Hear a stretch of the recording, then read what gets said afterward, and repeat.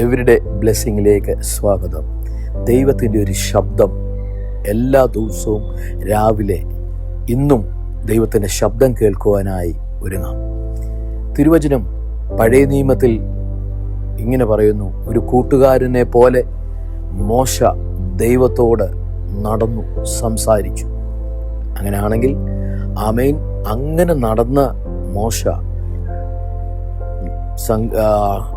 പുറപ്പാട് പുസ്തകം 33 ഇങ്ങനെ ചോദിക്കുന്നു.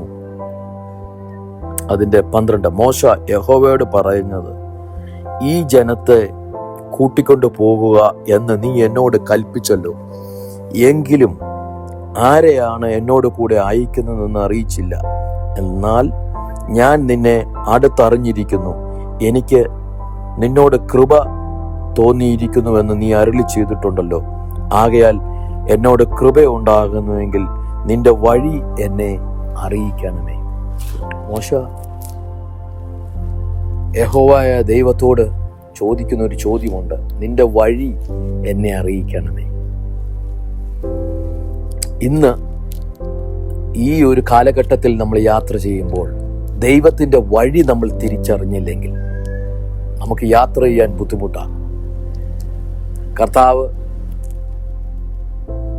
ഈ ദിവസങ്ങളിൽ നമുക്ക് യാത്ര ചെയ്യേണ്ട വഴികളെ ദൈവം കാണിച്ചു തരണം.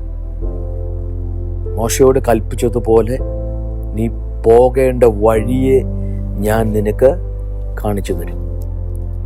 ദൈവത്തിൻ്റെ സാന്നിധ്യം മോശയുടെ മുമ്പടയായി പോയി വഴിയെ ദൈവം കാണിച്ചു കൊടുത്തു.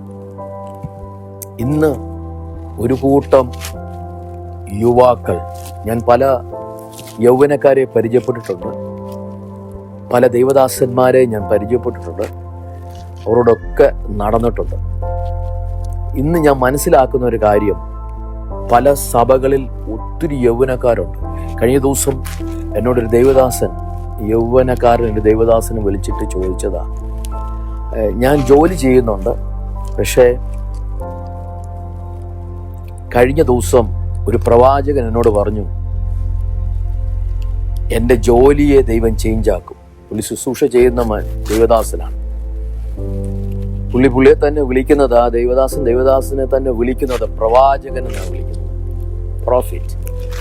പക്ഷേ തൻ്റെ വഴിയെ തിരിച്ചറിയാൻ പറ്റുന്നില്ല. ഒത്തിരി യുവാക്കളുണ്ട്, അവരുടെ വിളിയെ അവർക്ക് അറിഞ്ഞുകൂടാ.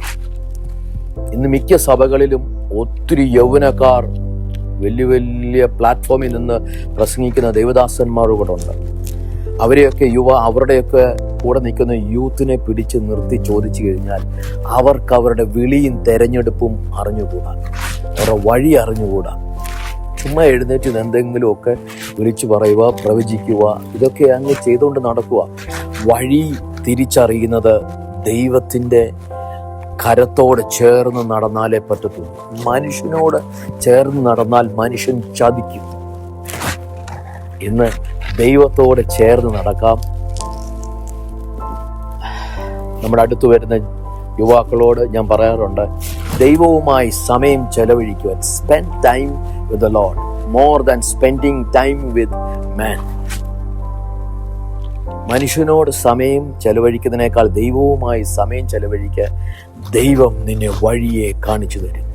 ഇന്ന് പരിശുദ്ധാത്മാവിൽ ഞാൻ നിങ്ങളോട്, ഇത് കേട്ടോണ്ടിരിക്കുന്ന ആരോടാണേലും, ഇത് കേൾക്കുന്ന കുടുംബങ്ങളാണെങ്കിൽ അഥവാ യുവതികളാണെങ്കിൽ നിങ്ങളോട് ഞാൻ പറയുന്നു, നിങ്ങളുടെ വഴിയെ അറിഞ്ഞ് മനസ്സിലാക്കേണ്ടത് കർത്താവിൻ്റെ കൂടെ നടന്നാൽ മാത്രമേ തിരിച്ചറിയത്തുള്ളൂ.